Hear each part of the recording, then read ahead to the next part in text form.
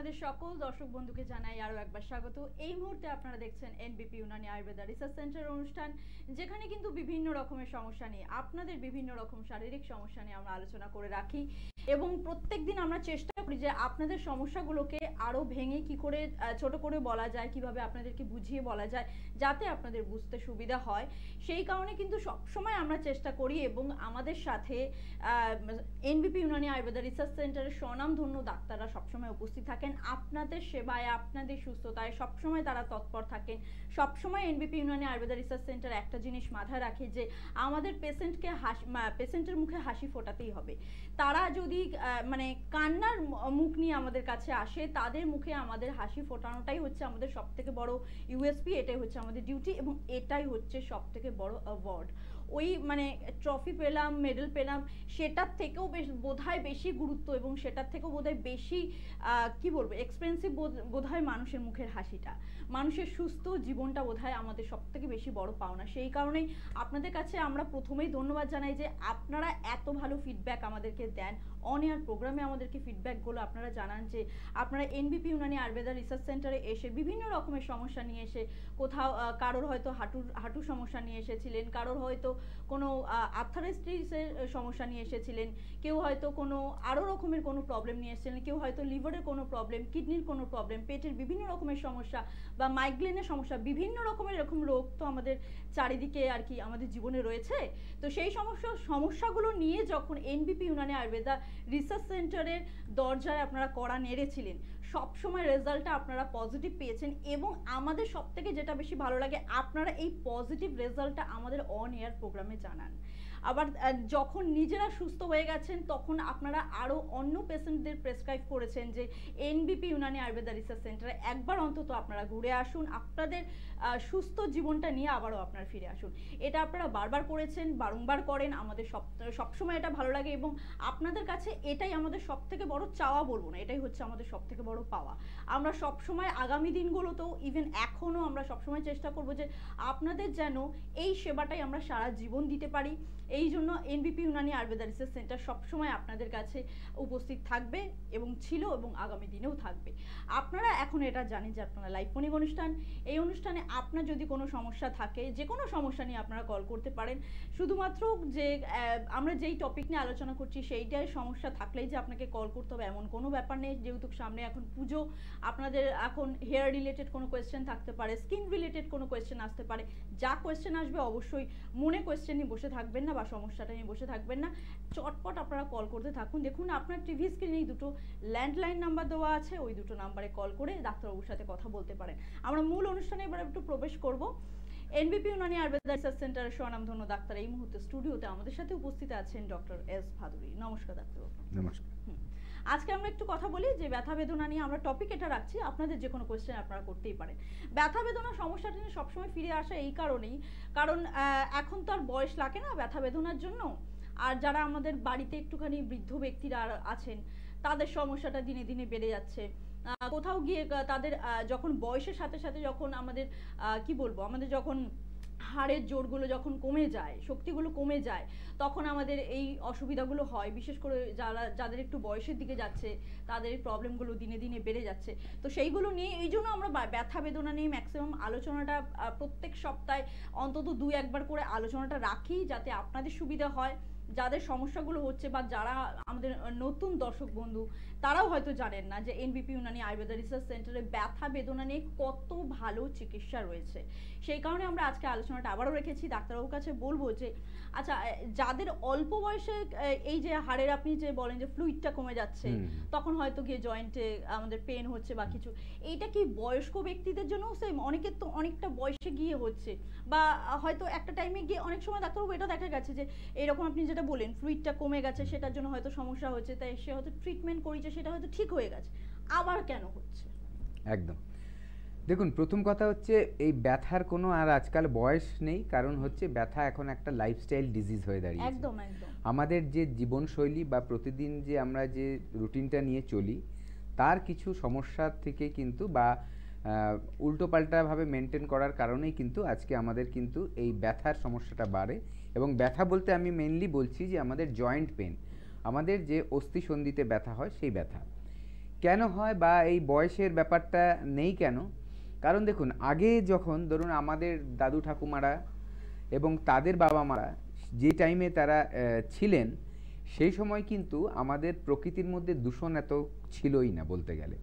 সেখানে যখন চাষ হতো, খাদ্য খাবারের চাষ, সেটা কিন্তু অর্গানিক বা বায়ো ফার্টিলাইজার দিয়েই ইউজ হতো, যেগুলো হচ্ছে প্রকৃতিতে পাওয়া যায়।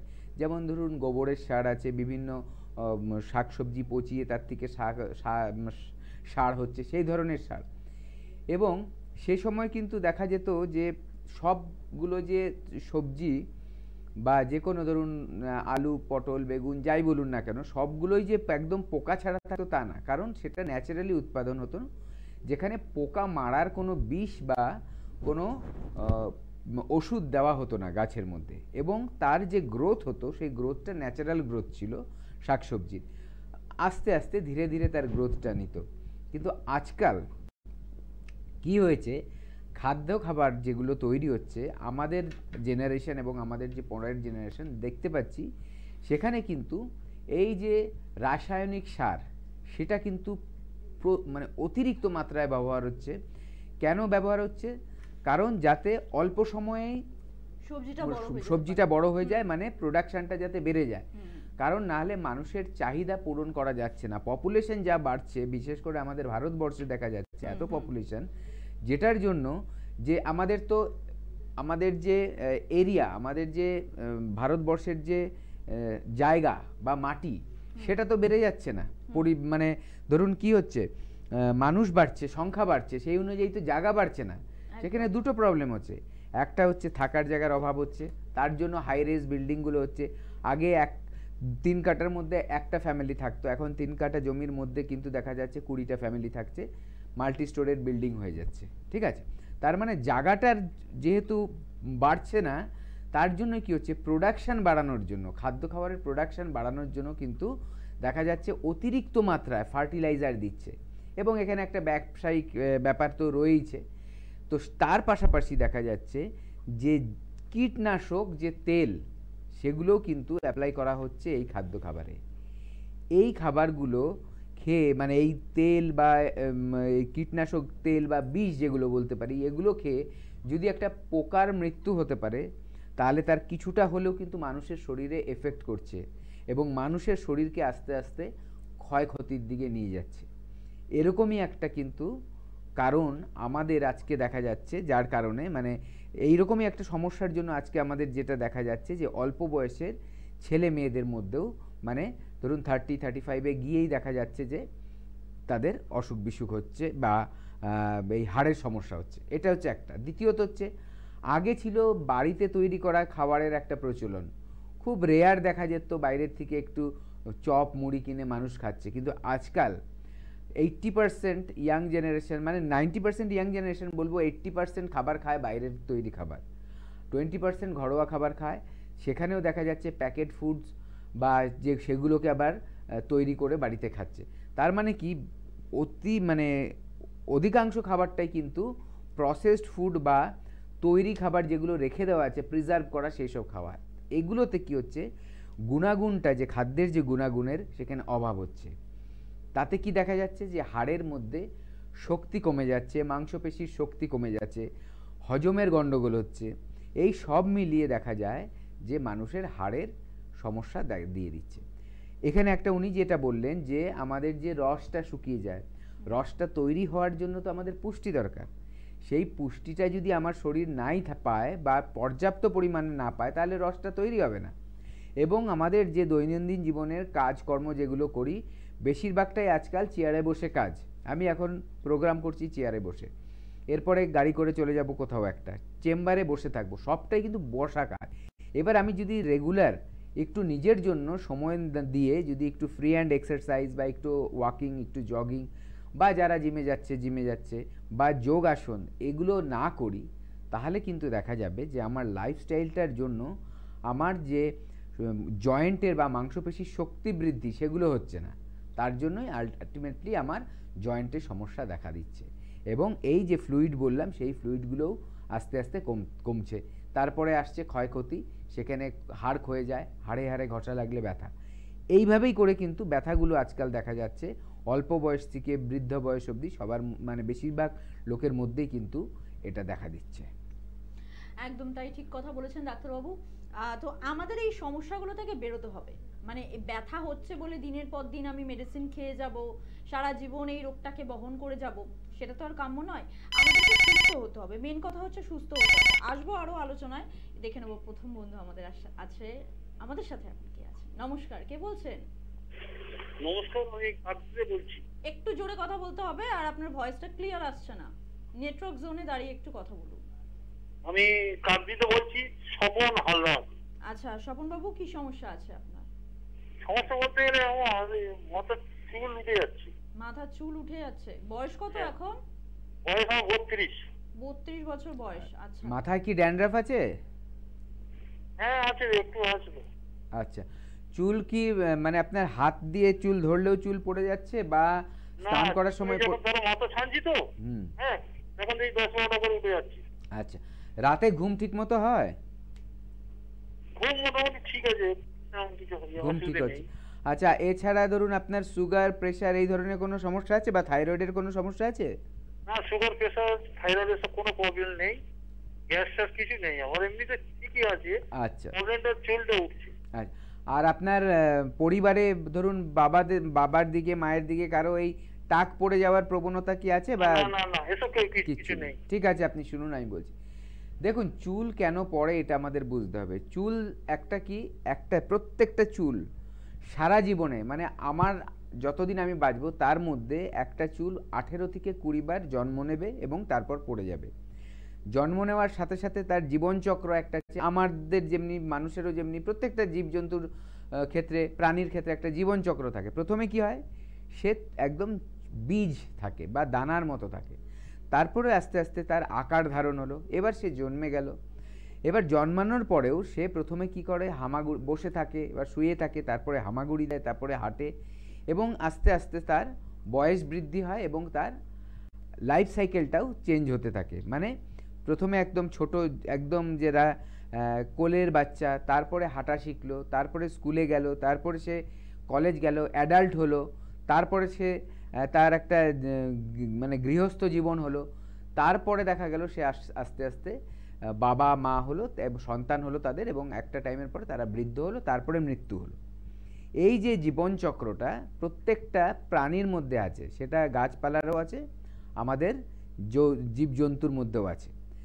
তো চুলের ক্ষেত্রেও, চুলও তো কোনো সেল দিয়ে তৈরি, কোষ দিয়ে তৈরি, এরও একটা কিন্তু জীবনচক্র রয়েছে।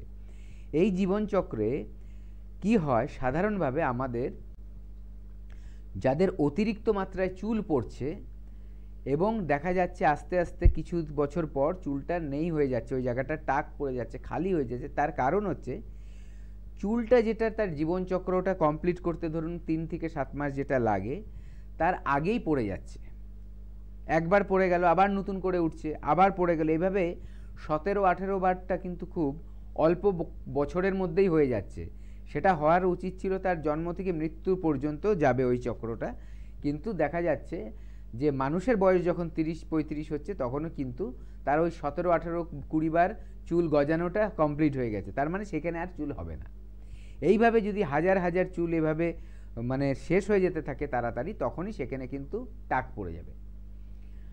কেন হয়? কারণ হচ্ছে, প্রথম কথা হচ্ছে পুষ্টির অভাব।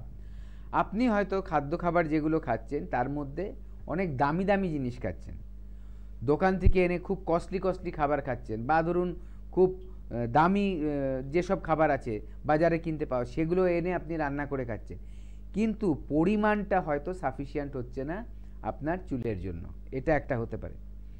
দেখা যাচ্ছে যে আপনার শরীরে কোনো অসুখ বিসুখ আছে, রোগ আছে, তার জন্য আপনি কোনো মেডিসিন ইনটেক করছেন, সেই মেডিসিনের সাইড এফেক্ট হিসাবেও কিন্তু হতে পারে। অনেক সময় দেখা যায় যে অনেকে খুব বেশি ব্যায়াম করে, জিমে যায়, জিমে কিছু সাপ্লিমেন্ট খায়, যেই সাপ্লিমেন্টগুলো কিন্তু চুলের ক্ষতি করে দেয়। দেখবেন তার জন্য জিমে অতিরিক্ত যারা মাত্রায় জিম করে তাদের চুল একদম ন্যাড়া ন্যাড়া হয়ে থাকে, ঠিক আছে, বা একদম সরু সরু চুল, চাক পড়ে গেছে, এরকম বেশি দেখা যায়। তাদের দেখবেন বডি খুব বেশি, ওটা কিন্তু সবাই যে ইচ্ছে করে ন্যাড়া হয়ে যাচ্ছে তা নয়, ওটা হচ্ছে চুল পাতলা হতে থাকে, তাদের হালকা হতে থাকে, কারণ যে খাবারগুলো খাচ্ছে তার মধ্যে এমন কিছু আছে যেটা চুলের ক্ষতি করছে। এটা গেল। তারপরে আরও কিছু আছে, হরমোনাল ইমব্যালেন্স হয়। হরমোনাল যদি ইমব্যালেন্স হয় সেখানে কিন্তু দেখা যাবে যে চুল পড়ে যাচ্ছে। আরও একটা সমস্যা বলবো ছোট্ট, বাট ওটাকে মানে অবহেলা করলে হবে না, যে সেটা হচ্ছে খুশকি। খুশকি যাদের থাকবে, যতদিন খুশকি থাকবে চুল কিন্তু পড়তে থাকবে।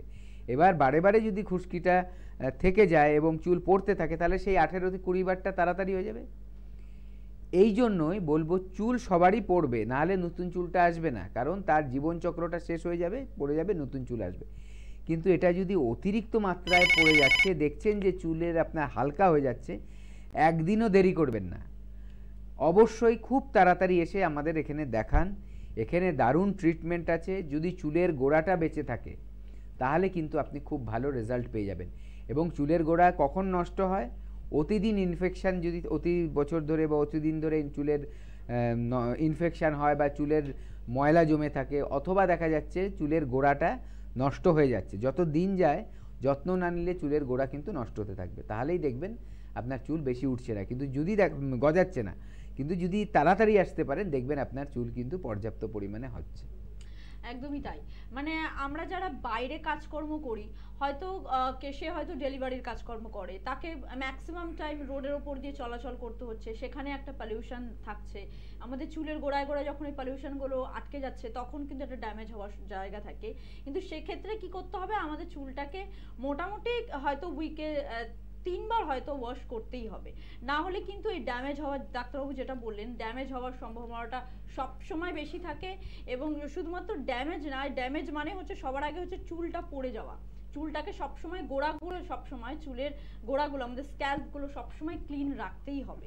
এইটা একটু চেষ্টা করতে হবে। আর যদি আপনি যেই সমস্যাগুলো নিয়ে উনি আলোচনা করলেন হেয়ারে, এই সমস্ত সমস্যা যদি অলরেডি আপনি পড়ে গেছেন, তাহলে তো আপনাকে ওয়াশের সাথে সাথে ট্রিটমেন্টটাও নিতে হবে। ট্রিটমেন্ট না নিলে কিন্তু পুরো মাথাটা ফাঁকা হয়ে যাবে, যেটা কিন্তু দেখতে একেবারেই ভালো লাগবে না। সেখানে আমাদের অনেক রকম প্রবলেম হয়, আমাদের কনফিডেন্স লেভেল ডাউন হয়ে যায়। কারণ একটা মানুষের সামনে যখন আমরা নিজেকে প্রেজেন্ট করব, সবার তো আর ওরকমভাবে নিজের পার্সোনালিটি আর ক্যারি করতে পারে না। তো সেক্ষেত্রে কিন্তু আমাদের তখন আর নিজেদেরকে মনে হয় যে না, সামনে মানুষটাকে কতটা ভালো লাগছে আর আমাকে বোধহয় কেমন একটা লাগছে। যাদের পার্সোনালিটি প্রচন্ড বিল্ড আপ আছে তাদের কথা আলাদা, তারা নিজেকে ক্যারি করতে পারে, কিন্তু সবাই কিন্তু সেই জায়গাটা পারে না। এই ট্রিটমেন্টটা ভেরি মাস্ট। আর অল্প বয়সে, মাত্র 32 বছর বয়সে বলুন, আপনার চুলটা কেনই বা মাথাটা ফাঁকা হয়ে যাবে, কেনই বা পড়ে যাবে? এটা তো একটা কাম্য নয়। সেটার জন্য আপনি ট্রিটমেন্টটা এখন থেকে শুরু করুন। আমাদের পরবর্তী বন্ধু চলে এসেছে, আমি হেল্পলাইন নাম্বার সমস্ত কিছু রিপিট করে দেবো, চেম্বারগুলো রিপিট করে দেবো, কিন্তু আগে আমাদের বন্ধুর সাথে কথা বলে দেবো। নমস্কার, কে আছেন আমাদের সাথে? হ্যাঁ নমস্কার। একটু জোরে কথা বলবেন, কোথা থেকে বলছেন? হ্যাঁ আমি বালিচক থেকে বলছি। আচ্ছা, কি সমস্যা আছে আপনার? হ্যাঁ সমস্যা হচ্ছে মুখে ব্রণ হয়েছিল, ঠিক আছে? ব্রণ হয়েছে মুখে, না মানে শুধুমাত্র গালে, না তার সাথে কপালে উঠেছে? পুরো মুখটাই হয়েছে। পুরো মুখটাতে ব্রণ হয়েছে। এটা কি মানে ইদানিং হয়েছে, না মোটামুটি হয় আগাগোড়া? না হয়, এটা তাই হয়, কিন্তু ওই যে দাগটা থেকে যাচ্ছে, কালো একটা দাগ থেকে যাচ্ছে। আচ্ছা, স্পট পড়ে যাচ্ছে। আপনার বয়স কত? বয়স হচ্ছে 27 বছর। 27 বছর। আচ্ছা, আপনি গালের স্কিনের জন্য কি কিছু যত্ন নেন কি কিছু?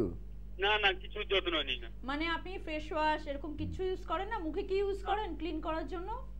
না না না, কোনো কিছু ইউজ করি না। ফেস ওয়াশ ইউজ করেন না, তাহলে কিছু তো ইউজ করেন মুখে ক্লিনটা করার জন্য? না কিছুই মানে জাস্ট জল কিছুই দিয়ে করেন না? আচ্ছা। ঠিক আছে, আপনি শুনতে থাকুন। দেখুন, প্রথম কথা হচ্ছে এই যে ব্রণটা সাধারণত ন্যাচারালি মানে একটা বয়স আছে, ওই বয়সে হয়।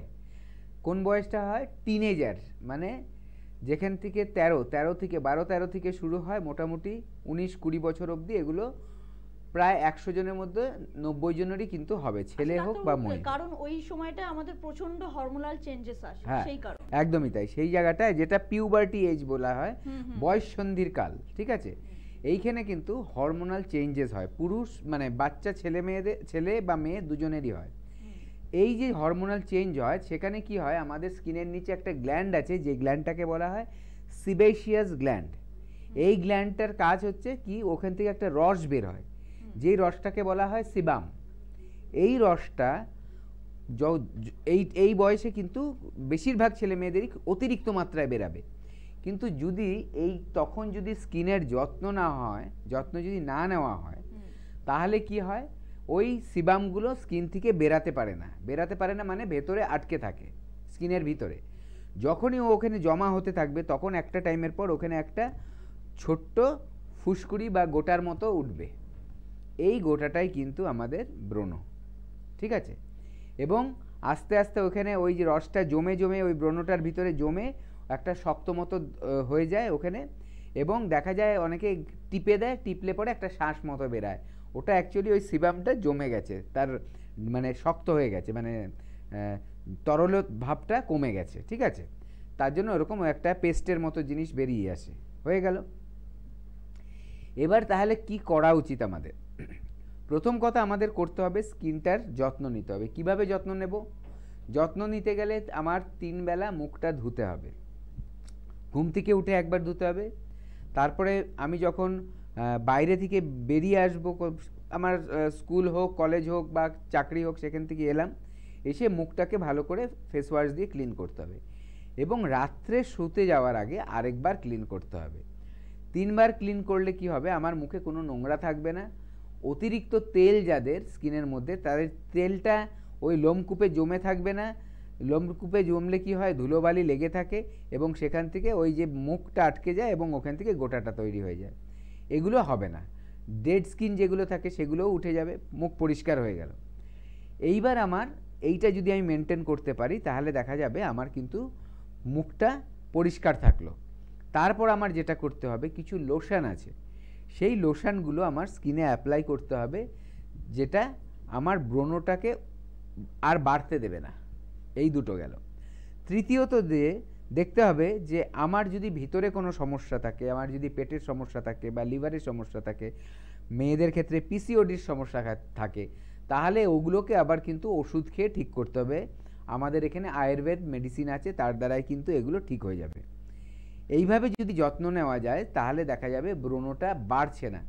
অল্প যে বয়ঃসন্ধির কার বললাম তখন হয়তো থাকবে, অল্প থাকবে, অতিরিক্ত মাত্রায় থাকবে না, এবং আস্তে আস্তে মিলিয়ে যাবে, কোনো ক্ষয়ক্ষতি হবে না।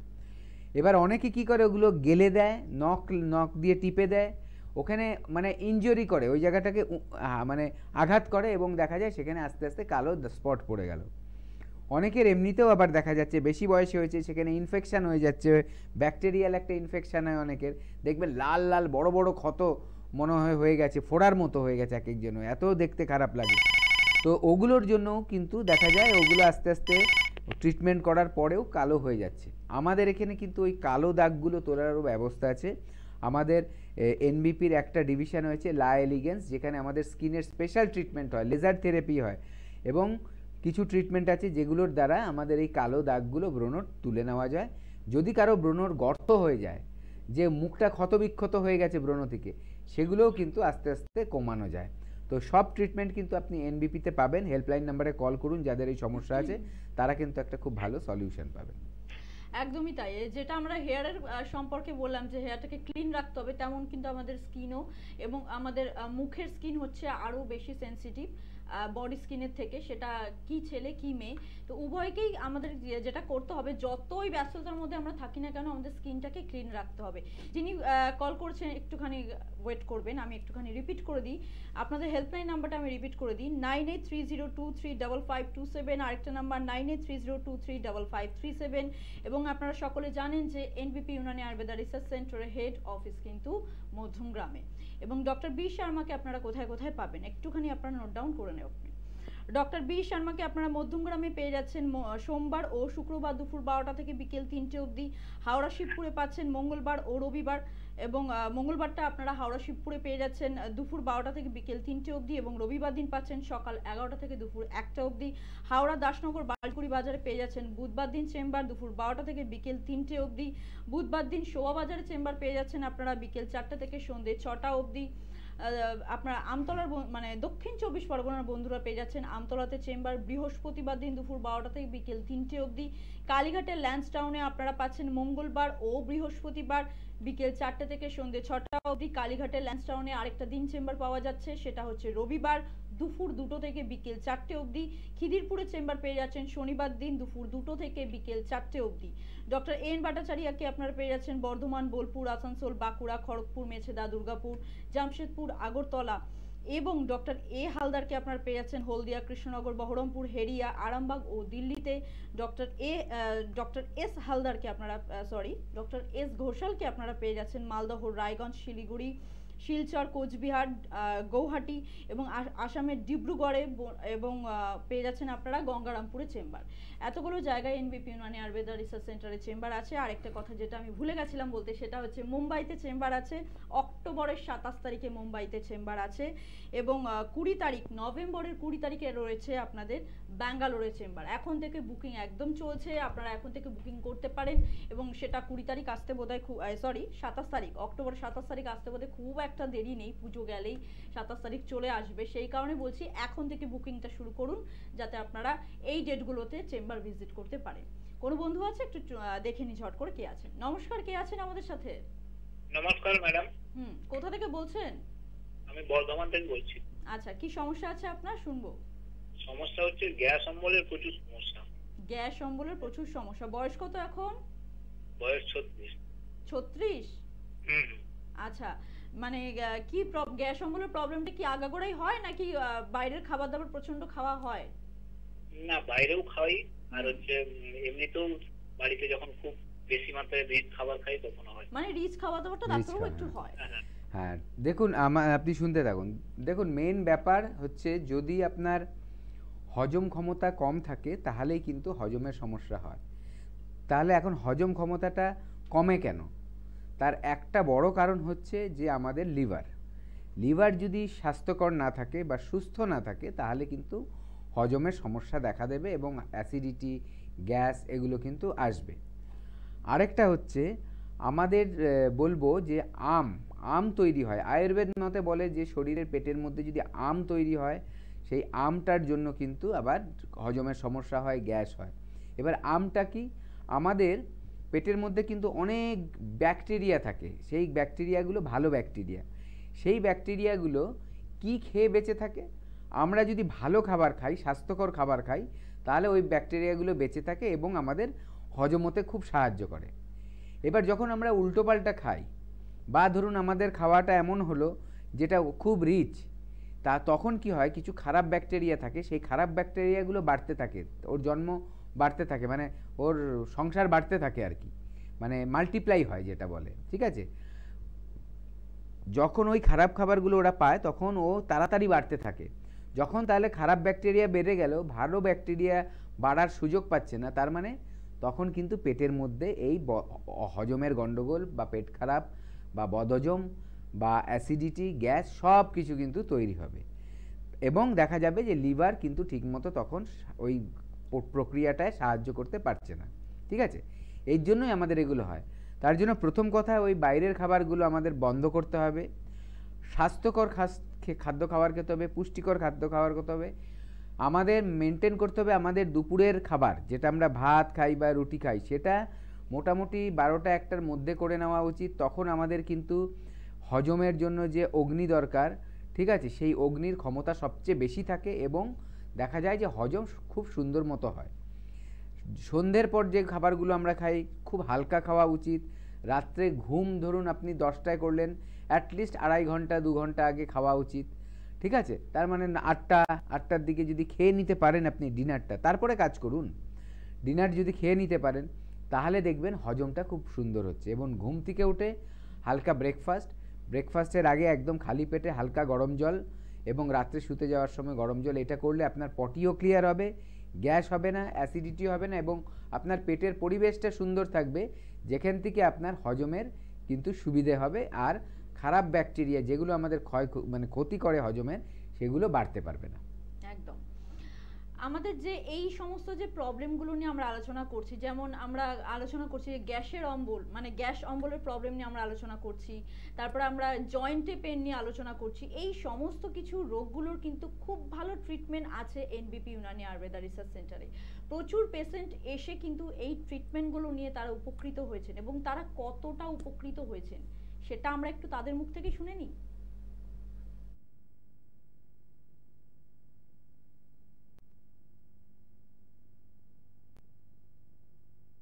নাম কি বলুন?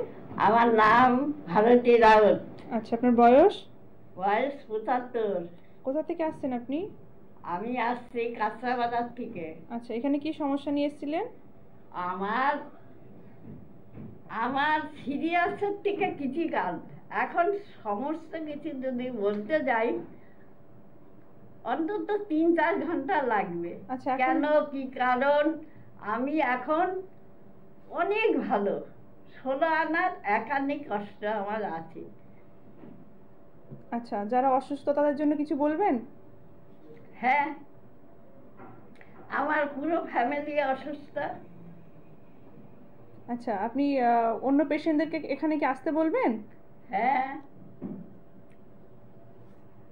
আমার ফ্যামিলি নিয়ে আসবো। আমি যখন এক পাগল ভালো হয়েছি, আর আমি সিরিয়াসের থেকে ক্রিটিক্যাল রোগী, আমি অনেক ভালো, আকাশ পাতাল। আচ্ছা, আপনি অন্য পেশেন্টদেরকে এনবিপিতে আসার জন্য পরামর্শ দেবেন? হ্যাঁ, কি বলবেন? অবশ্যই বলবো, আমি ভালো হয়েছি। আমায় allopathic doctor fail medical, Krishnanagar chamber, Kolkata দিয়ে সমস্ত জায়গায় এলোপ্যাথিক ফেল। তাদের ব্রেনে যতটুকু ট্রিটমেন্ট করার প্রয়োজন তারা ব্রেন থেকে সাফ করেছে।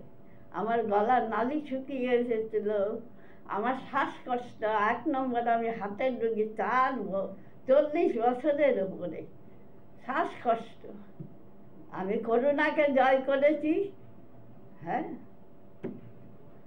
আবার ডেঙ্গুকে জয় করেছি। আর এই ডাক্তার শর্মা ম্যাডামের নাম কি? ডক্টর নীলাঞ্জনা ভট্টাচার্য। ভট্টাচার্য ম্যাডাম, নামটা আমার মুখে আসছে না, মুখস্থ করতে হবে। আমি এই ম্যাডাম আমাকে মাথা এবং দেহ আমাকে 100% 90% ভালো করে দিয়েছে। এখন আমি একটু বাকি আছি, খুব দুর্বল। আর 4 মাস আমার রক্ত শূন্য ছিল। ঠিক আছে, তার কারণ আমার ওই সেই হার্ট ব্লক ছিল। আর এখানে আমার এখন কোনো শ্বাসকষ্ট নেই, কিছু নেই। মানসিক একটা আঘাতে আমাকে এত দুর্বল করে দিয়েছে, আমি খুব অসহায়। আমি কেন, জগৎ ভরেই। আপনার নাম? বিনয় কৃষ্ণ গড়াই। বয়স? বয়স 63। আচ্ছা, কোথা থেকে আসছেন আপনি? নারিকুল থেকে। আচ্ছা, কি সমস্যা ছিল আপনার? আমার ব্রেন স্ট্রোক হয়েছিল। আচ্ছা, কত বছর ধরে এটা প্রবলেম? পরে তো বছর 3 প্রবলেম। আচ্ছা, এখন ট্রিটমেন্ট করিয়ে কেমন আছেন? এখন ট্রিটমেন্ট আমি 15 দিনের ট্রিটমেন্ট করে মোটামুটি একটু ভালো আছি। আর হাত ফাত যে উপর দিকে উঠে গেল সেখানে একটু নেমেছে হাত ফাতগুলো। আচ্ছা, আপনি টিভি প্রোগ্রাম দেখে এসেছিলেন তো? আমি টিভি প্রোগ্রাম দেখে এসেছিলাম। আচ্ছা, অন্য পেশেন্টদের জন্য আপনি কিছু বলবেন? অন্য পেশেন্টদের জন্য বলবো যে আপনি বিশ্বনাথে আসুন, আপনার যত বড়ই অসুখ হোক না কেন আপনি সারবেন, অতি অবশ্যই একবার চিন্তা ভাবনা করবেন না, সারবেন, অতি অবশ্যই সারবেন। Thank you. নাম? রিতা দাস। বয়স? 50। আচ্ছা, কোথা থেকে আসছেন আপনি? আমি এখানেই থাকি, বাড়ি। আচ্ছা, আর কি সমস্যা ছিল আপনার? আমার ওয়েট লসটা হয়ে যাচ্ছে, কিন্তু কেন হচ্ছে না আমি বুঝতে পারছিলাম না। আমি অনেক ডাক্তার দেখিয়েছি, কেউ কিছু বলবে বেশি করে খাও, বেশি করে খাও, কিন্তু আমি খাবোটা কি করে, আমি তো খেতেই পারছিলাম না। কিন্তু যেদিন আমি ডাক্তারবাবুকে দেখেছি, ডাক্তারবাবু আমার কিছু পরীক্ষা দিয়েছিলেন, কিন্তু পরীক্ষাগুলো করার আগে থেকে ডাক্তারবাবু ওষুধ খেয়ে আমার অসম্ভব খিদে সব রকম বেড়েছে। আমি বাইরের খাবার কিছু খাই না, কিন্তু আমি ঘরের খাবারটাই, আগে আমার সেটাও ভালো লাগতো না, কিন্তু এখন আমি সবটাই খেতে পারি। আচ্ছা, আপনার ওয়েটটা কি বেড়েছে এখন? অনেকটা বেড়েছে, মানে 4 না 5 মাসে আমি 8 কেজি 9 কেজি ওয়েট বাড়িয়েছি। আচ্ছা, আপনি বাড়িয়েছি বলতে কি, অনেক ডাক্তারবাবুর জন্য। আচ্ছা, আপনি অন্য পেশেন্টদের জন্য কোনো মেসেজ দেবেন? মেসেজ আমি সবসময় দিচ্ছি যে এনবিপির হাত ধরে আমি ভীষণ উপকার পেয়েছি, ভীষণ, মানে আমি মিরাক্কেল, আমি ভাবতে পারিনি। আমি অনেক ডাক্তার দেখিয়েছি, হোমিওপ্যাথি, অ্যালোপ্যাথি, কিছু বাকি নেই। ঠিক আছে, কেউ কিন্তু আমার এই কাজটা করে দিতে পারেননি, উনি যেটা পেরেছেন। উনি আমাকে যখন ওষুধটা দেন না, প্রথম আমি যেদিন আসি, উনি কিন্তু আমাকে বলেছিলেন আপনার প্রচন্ড খিদে হবে, একদম সত্যি কথা।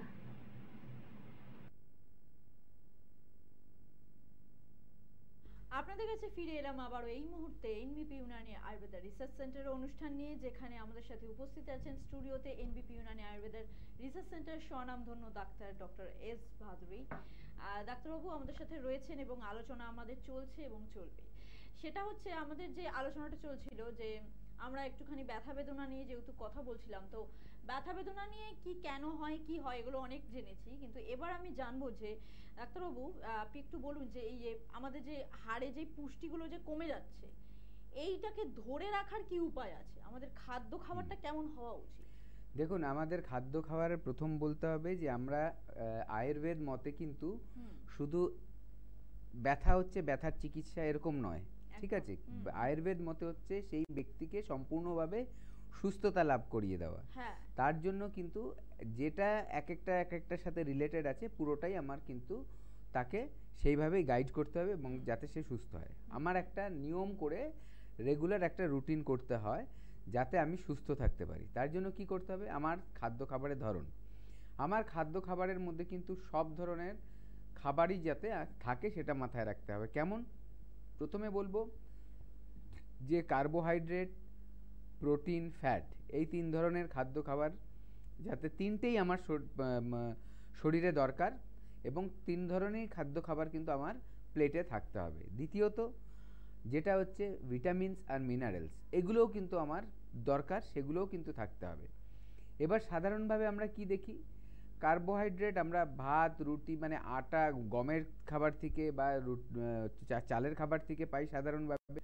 আর অন্য স্টেটে অন্য রকম হয়, যেরকম বাজরা আছে, জোয়ার আছে, এক এক জায়গায় এক এক রকম। এখন ডালিয়া, ওটস, এগুলোর থেকে এগুলোও সবাই খাচ্ছে, সেখান থেকেও পাওয়া যায় কার্বোহাইড্রেট। নেক্সট যেটা বলবো যে আমাদের হচ্ছে প্রোটিন। প্রোটিন আমরা দুভাবে পেতে পারি, একটা হচ্ছে অ্যানিম্যাল সোর্স থেকে মানে আমিষ সোর্স থেকে, আরেকটা হচ্ছে নন অ্যানিম্যাল মানে প্ল্যান্ট সোর্স থেকে। যেমনি আমিষ সোর্স থেকে কিভাবে পাবো? মাছ আছে, মাংস আছে, ডিম আছে, দুধের প্রোডাক্ট আছে, যেহেতু ওগুলো গরুর থেকেই আসছে, মোষ থেকে আসছে, তাহলে আমি ওটা মানে কমপ্লিট ভেজে বলা যায় না ওটা, ঠিক আছে? ওটা হয়ে গেল, এদিকে ধরে নিলাম। আবার যেটা নন ভেজ আছে, ভেজিটেবলস আছে, সেখান থেকেও কিন্তু পাওয়া যায়। সয়াবিন আছে, আমাদের রাজমা আছে, ছোলা আছে, যেগুলো হচ্ছে দানাযুক্ত খাবার, দানা, ঠিক আছে? সেগুলোর মধ্যে কিন্তু মানে যার দানাগুলো খাই, ডাল, ঠিক আছে, এরকম সব কিছুর মধ্যে কিন্তু আমাদের খুব ভালো পরিমাণে প্রোটিন আছে। এর জন্যই ধরুন যারা ননভেজ খান না, তারা এইগুলো খেলেই তারা সুস্থ থাকবে বা ভালো থাকবে। তৃতীয়ত হচ্ছে ফ্যাট। এই ফ্যাট কিন্তু আমাদের শরীরে দরকার। এবার কোন ফ্যাট দরকার? আপনি কি খাসির চর্বি খেয়ে নেবেন? না, সেই ফ্যাট দরকার নেই আমাদের দরকার যেই ফ্যাটটা আমাদের হেলদি করবে শরীরকে। সেটা কোত্থেকে পাবো? আমরা যে বিভিন্ন ধরনের ধরুন এই বাদাম আছে, সেখান থেকে আমরা হেলদি ফ্যাটটা পেতে পারি, গুড ফ্যাট যেটা বলি। তারপরে ধরুন আমাদের যে তেল খাচ্ছি, সেই তেলের যদি একদম খুব পিওর কোয়ালিটির যদি তেল খাই, তাহলে কিন্তু সেই তেলটাও আমার শরীরের জন্য উপযুক্ত, ঠিক আছে? তারপর যদি আমরা ঘি খেতে পারি, ঘিতেও কিন্তু ফ্যাট রয়েছে, কিন্তু ভালো ফ্যাট রয়েছে, যেটা আমাদের উপকার। এবং আয়ুর্বেদ মতে বলে যদি আপনি পিওর ঘি খেতে পারেন, আপনার অনেক রোগ কিন্তু আসতে পারবে না এবং রোগ কিন্তু সেরে যাবে। তাহলে এইভাবে কি করে আমাদের এই প্রোটিন, কার্বোহাইড্রেট, ফ্যাট, এই তিনটে জিনিস পেয়ে গেলাম। এবং তার সাথে সাথে যে মিনারেলস আর ভিটামিন, সেগুলো বেশি কোথায় পাবো? সবচেয়ে বেশি পাওয়া যাবে শাক সবজিতে এবং ফলমূলে। তাহলে ওগুলো আমার কিন্তু খেতে হবে। এই যে 5 ধরনের খাদ্য খাবার, তার সাথে আমার জল, এই 6টা জিনিস কিন্তু আমার প্লেটে সবসময় থাকতে হবে। এবং কেমন থাকতে হবে? যাতে আমি সব রকম টেস্টের খাবার খেতে পারি। কোনো খাবার দেখবেন খেতে মিষ্টি লাগে, কোনো খাবার টক লাগে, কোনোটা তেতো লাগে, কোনোটা নোনতা লাগে, কোনোটা কষা লাগে। এরকম যত রকম টেস্ট আমরা পাই আমাদের জিভে, সব রকমের খাবারই যাতে ঘুরিয়ে ফিরিয়ে আমরা খেতে পারি। ধরুন আজকে আপনি খেলেন যেটা, তার মধ্যে হয়তো টক থাকলো, তেতো থাকলো, মিষ্টি থাকলো, কথার কথা। এবার পরের দিন খেলেন আবার ধরুন যেটা একটু কষা লাগছে, টক লাগছে, আর ধরুন ঝাল লাগছে। এরকম আলাদা আলাদা টেস্ট মিলিয়ে মিলিয়ে কিন্তু আমাদের খাদ্য খাবারগুলো রেগুলার খেতে হবে। তাহলে এইরকম যদি খাদ্য খাবার খাই এবং সঠিক টাইম মেনে খাই, তাহলে দেখবেন আপনার খাওয়াও হজম হচ্ছে, আপনার পাচন ক্রিয়া ভালো কাজ করছে, লিভার ফাংশনও ঠিক থাকছে, কনস্টিপেশন হচ্ছে না, আপনি সুস্থ থাকছেন। দ্বিতীয়ত আর একটা বলবো যে রেগুলার কিন্তু কিছু ব্যায়াম করা দরকার। ব্যায়ামটা কি হতে পারে? আপনার যোগ ব্যায়াম হতে পারে, হাঁটা হতে পারে, বিভিন্ন ধরনের কি বলবো খেলাধুলো হতে পারে, সাঁতার হতে পারে, যেইগুলো আপনার মানে শরীরটাকে রেগুলার জয়েন্টগুলোকে মুভমেন্ট করতে সাহায্য করবে এবং ব্লাড সার্কুলেশনটা বাড়াবে। তাহলেই কিন্তু পুষ্টিটা সঠিক জায়গায় যাবে এবং শক্ত হবে না জয়েন্টগুলো। এটা গেল। তৃতীয়ত আমাদের মানসিক চাপটাকে ঠিক রাখতে হবে, যাতে আমাদের মানসিক চাপ বেড়ে না যায়। মানসিক চাপটাকে আমাদের সেটার সাথে লড়তে হবে, যাতে আমি সেটাকে ঘাবড়ে না যাই। মানসিক চাপের সাথে যখন আপনি লড়বেন তখনই কিন্তু আপনি সেটা ওভারকাম করতে পারবেন। আর যদি আপনি ঘাবড়ে যান তাহলে দেখবেন আপনার চাপটা আরও বাড়ছে, আর যত চাপ বাড়বে আপনার কিন্তু খারাপ হরমোনটা সিক্রেশন হবে, যেটা আমাদের শরীরকে ড্যামেজ করে। আর যখনই মানসিক চাপ কমবে আপনার দেখবেন আপনার কিন্তু ভালো হরমোনটা বেরাবে, যেটা আপনার শরীরকে সুস্থ রাখতে সাহায্য করবে। এবং চতুর্থ যেটা মাথায় রাখতে হবে সেটা ঘুম। রাতের ঘুম আমাদের খুব প্রয়োজন। দিনে আপনি 10 ঘন্টা ঘুমোলেন, রাতে আপনি 5 ঘন্টা ঘুমোলেন, একই কাজ করবে। বরঞ্চ রাতের ঘুমটায় আপনি বেশি ভালো রেজাল্ট পাবেন, কারণ শরীরের যত ক্ষয়ক্ষতি সেটা রাতে পূরণ হয় এবং আমাদের হজমের এবং শরীরের দুর্বলতা না থাকা বা শরীরের মধ্যে মানে খারাপ জিনিসগুলো না আসা, সেগুলো কিন্তু কন্ট্রোল করে আমাদের রাত্রের ঘুমটা। একটা বড় পার্ট আমাদের ভালো হরমোন কিন্তু রাত্রে বেরায়, যার জন্য আমাদের ঘুম কিন্তু সাউন্ড হয়। যখনই আপনার টেনশন হবে, বাজে হরমোনটা বেরাতে থাকবে, তখন কিন্তু আপনার ঘুমটা ঠিক হবে না। আপনি খেয়াল করে দেখুন। আর অন্ধকারে ভালো হরমোনটা বেশি নিঃসরণ হয়। তার জন্য এই 4টে জিনিস যদি আমি মেনটেন করি, আপনি কিন্তু হাড়ের সমস্যা, পেটের সমস্যা বা শরীরের যে কোনো রোগ, সেটাকে কিন্তু আপনি আস্তে আস্তে কমিয়ে আনতে পারবেন এবং প্রতিকার বলবো বা ধরুন প্রিভেনশন যেটা বলে আর কি, ঠিক আছে, প্রতিরোধ করতে পারবেন যে রোগটা হওয়ার থেকে। এই দুটো জিনিসই কিন্তু আপনি মেনটেন করে নিজেকে ভালো রাখতে পারবেন। এত সুন্দরভাবে ডাক্তারবাবু মানে ধরে ধরে বুঝিয়ে বললেন, এর থেকে বোধহয় ভালোভাবে বোঝানো আর হতে পারে না। এত টাইম নিয়ে উনি ধৈর্য ধরে সুন্দর করে প্রত্যেকটা কথা ধরে ধরে বুঝিয়ে বলেছেন। আমার মনে হয় আপনাদের সকলের সুবিধা হবে এই জিনিসটা মেনটেন করা, মানে অন্তত ডায়েট চার্টটা আমাদের মেনটেন করার, প্রত্যেকটা দিনের ডায়েট চার্ট কিন্তু মেনটেন করার। একজন সুস্থ ব্যক্তির জন্য উনি বলেছেন, বা যাদের প্রচন্ড মেডিসিন চলে তাদের জন্য উনি সমান মাপে বলেছেন। মানে খাবার দাবার আপনি যাই খান না কেন, যেটা আমাদের ভ্যালুয়েবল খাবার, যেটা পুষ্টিকর খাবার, যেই যে চর্বি জাতীয় খাবারটা খেলে আমাদের শরীরে কোনো ক্ষতি হবে না, পুষ্টি লাগবে আমাদের শরীরে, এবং আমাদের রক্ত সঞ্চালন, যেমন ফ্যাট খাবারগুলো খেলে অনেক রকম প্রবলেমস আসে, সেইগুলো যাতে না হয়, সবটা মেনটেন করে কিন্তু উনি বলেছেন। এবং প্রচন্ড পরিমাণে উল্টোপাল্টা জাতীয় ফ্যাট খাবারগুলো খেলে আমাদের শরীরে কি কি ক্ষতি হতে পারে এবং আমাদের ব্লাডে সেটার কতটা এফেক্ট পড়তে পারে, আসবো এই আলোচনাটা নিয়ে পরে। একটুখানি দেখে নেবো আমাদের সাথে এই মুহূর্তে কোন বন্ধু আছেন। নমস্কার, কে আছেন আমাদের সাথে? হ্যাঁ নমস্কার। একটু জোরে কথা বলবেন দিদি ভাই, কোথা থেকে বলছেন? আমি সৌমি বলছি। হ্যালো। হ্যাঁ আমি দক্ষিণ 24 পরগনা থেকে। আচ্ছা, কি সমস্যা আছে আপনার বলুন। আমার মাথায় প্রচুর চুল পড়ে যাচ্ছে। হ্যাঁ আচ্ছা, বয়স কত? বয়স 26। 26। আপনার 30 বছর না 26 বছর কি বললেন? 26 বছর। 26 বছর বয়স। এবং আপনার বয়সের সাথে সাথে আপনার কোনো কি বেবি আছে? হ্যাঁ বেবি আছে। বেবি রয়েছে। বেবির বয়স কত? 3 বছর। 3 বছর। আচ্ছা, এখন আমি আপনাকে জিজ্ঞাসা করছি কয়েকটা, রাতে কি ঘুম হয় আপনার ঠিক মতো? ঘুম পারে না, না বেবিটা উঠে খাওয়াতে হয় তাকে, বেশি ঘুমাতে পারি না। আচ্ছা ঠিক আছে, আপনি শুনতে থাকুন, আমি বলছি। দেখুন, প্রথম কথা হচ্ছে বাচ্চা যখন ছোট মানে মানে মানুষ যখন প্রেগনেন্ট হয়, মানে মহিলারা, তারপরে যখন প্রেগনেন্সি শেষ হয়ে যায় তারপরে কিন্তু চুল ওঠার একটা ফেজ আসে, একটা সময় আসে যখন চুলগুলো পড়তে থাকে বেশি বেশি। কারণ হচ্ছে ওটা হচ্ছে একটা হরমোনাল চেঞ্জ হয় ওই টাইমটা, ঠিক আছে? এবার 3 বছর হয়ে গেছে, তবু কেন পড়তে পারে? তার একটা বিশেষ কারণ হচ্ছে মায়েরা যদি ঠিকমতো খাদ্য খাবার না খায়, বাচ্চা হয়তো ব্রেস্ট মিল্ক খাচ্ছে কিন্তু মা পর্যাপ্ত পরিমাণে খাদ্য খাবার খাচ্ছে না, তার শরীর পুষ্টিটা কিন্তু কমতে থাকছে, ঠিক আছে? এইটার দিকে খেয়াল রাখতে হবে যাতে আপনি পুষ্টিকর খাদ্য খাবার খান, সব ভাত ডাল মাছ মাংস যা আছে সব রকম খাবার খাবেন। অবশ্যই এমন খাবার খাবেন যেটা আপনার অ্যাসিডিটি না হয়, কারণ বাচ্চা না হলে আপনার যদি ব্রেস্ট মিল্ক খায় তাহলে কিন্তু বাচ্চার অ্যাসিডিটি হওয়ার চান্সেস থাকবে। এটা গেল। দ্বিতীয় কথা, রাতের ঘুমটা কম হচ্ছে আপনার, চেষ্টা করবেন ঘুমোতে, একটু বেশি ঘুমোতে।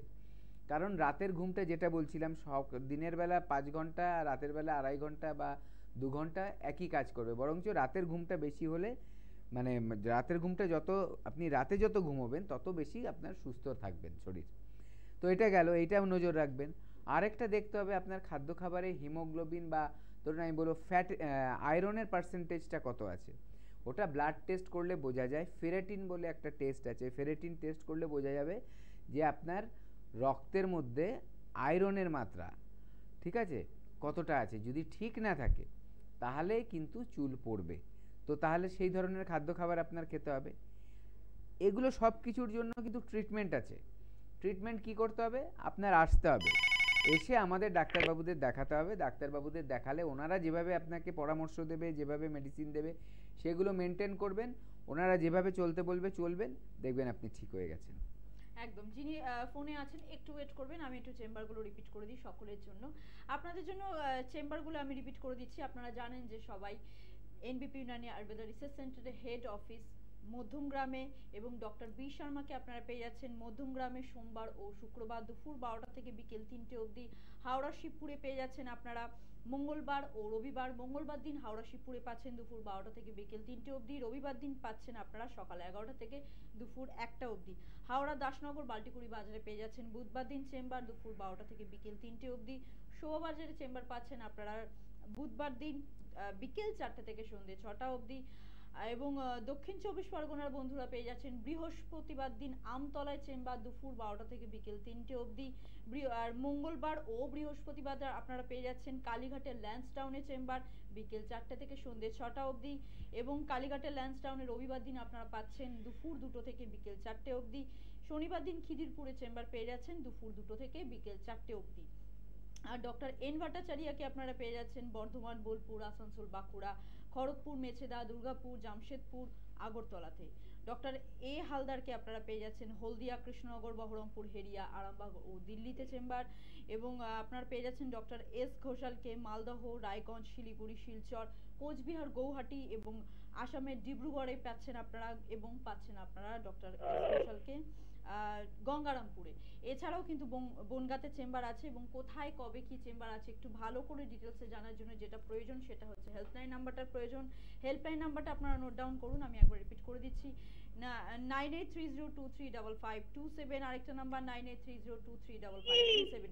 দুটো হচ্ছে হেল্পলাইন নাম্বার। এই দুটো নাম্বারে কল করে আপনাদেরকে অ্যাপয়েন্টমেন্ট ফিক্সড করে চেম্বারে তবেই আসতে হবে। কারণ আগে থেকে যদি আপনি বুকিংটা না করেন, অ্যাপয়েন্টমেন্টটা যদি আপনার না নেওয়া থাকে, চেম্বারে একটা পর্যাপ্ত পর্যন্ত পেশেন্টকে ভিজিট করা যায়, কিন্তু সেটার বাইরে হলে প্রবলেম হয়। সেই কারণে হয়তো আপনি পরিষেবাটা নাও পেতে পারেন। সেই কারণে আগে বুকিংটা মাস্ট, বুকিংটা করে রাখবেন। আর আপনাদের জানিয়ে রাখি যে অক্টোবরের 27 তারিখে মুম্বাইতে চেম্বার আছে এবং ব্যাঙ্গালোরের নভেম্বরের 20 তারিখে চেম্বার আছে। আপনাদের রিকোয়েস্টে আবারও চেম্বার রাখা হয়েছে এই জায়গাগুলোতে। আপনারা এখন থেকে বুকিং করতে থাকুন। অবশ্যই এই ডেটগুলোতে এনবিপি ইউনানি আয়ুর্বেদা রিসার্চ সেন্টারের স্বনামধন্য ডাক্তারদের সাথে আপনাদের দেখা হবে। নমস্কার, কে বলছেন? হ্যালো, আমি নমস্কার ডাক্তারবাবু। হ্যাঁ, কোথা থেকে বলছেন? আমি রানাঘাট থেকে বলছি। আচ্ছা, কি সমস্যা আছে আপনার একটু শুনবো। আমার হচ্ছে শরীরটা খুব খারাপ হয়ে যাচ্ছে, মানে খিদে পাই, গ্যাসের খুব প্রবলেম, এটা গেল। আর 2 নম্বর কথা যে মানে চেহারা খুব বিকৃত হয়ে যাচ্ছে, মানে ফর্সা মানুষ তো মুখ ফুসফুসে, গলা ঠোলা, হাত টাত গুলো এরকম হচ্ছে। হ্যাঁ, মানে গলা টোলা হাত টাত গুলো কি হচ্ছে একবার বলুন। স্কিন কালারটা চেঞ্জ হয়ে গেছে, কালার চেঞ্জ হয়ে যাচ্ছে। মানে আপনি কি ফর্সা ছিলেন, সেখান থেকে আপনার রংটা শ্যামবর্ণ হয়ে যাচ্ছে এরকম? শ্যামবর্ণ ঠিক না, ফর্সাই আছে, কিন্তু আমার খুব ড্রাই স্কিন তো, ওই গলা টোলা গুলো সব ফুসকে যাচ্ছে, মানে খুব ফুসকে যাচ্ছে, যেটুকু না বয়স তার থেকে। আচ্ছা আচ্ছা আচ্ছা, বুঝতে পেরেছি, ঠিক আছে। আচ্ছা, আপনি শুনুন, আমি বলছি আপনাকে। ভালো প্রশ্ন। দেখুন, প্রথম কথা হচ্ছে এই যে হয় কেন, কুচকে যায় কেন, ঠিক আছে। আপনার ড্রাই স্কিন আপনি বলেছেন। একটা কি হয় আমাদের, যখন দেখবেন স্কিনটা যদি নর্মাল টাইপ স্কিন হয় তাহলে মানুষ যেরকম বয়স বাড়বে আস্তে আস্তে আস্তে আস্তে তার ওই বয়সের সাথে সাথে কোলাজেনটা কমতে থাকে। কোলাজেন যখন কমে তখন স্কিনটা লুজ হয়, এবং লুজ স্কিন হলে মনে হয় যেন কুচকে গেছে, ভাঁজ পড়ে গেছে, এগুলো দেখা দেয় তখন। এবার আপনার ড্রাই স্কিনে ব্যাপারটা আরও তাড়াতাড়ি আসে, ঠিক আছে? এর জন্য ট্রিটমেন্ট কী আছে? প্রথম কথা যেটা হবে, আমাদের কাছে দেখুন আমাদের এনবিপির যে লাই লিগেন্স পার্টটা আছে, একটা নতুন ডিভিশন ইউনিট একটা, যেখানে এই স্কিনের এই ধরনের ট্রিটমেন্টগুলো হয় যেটা আপনার হয়েছে। এর প্রোডাক্ট অলরেডি বেরিয়ে গেছে, ঠিক আছে? এই প্রোডাক্টটা এই পুজোর আগেই যদি আপনি, এখনও সময় আছে, আপনি যদি একটা ফোন কল করে আপনি ওটা আনিয়ে নেন আপনার বাড়িতে, তাহলে কিন্তু দেখবেন এই পুজোর মধ্যেই আপনার অনেকটা ঠিক হবে। কিভাবে ঠিক হবে?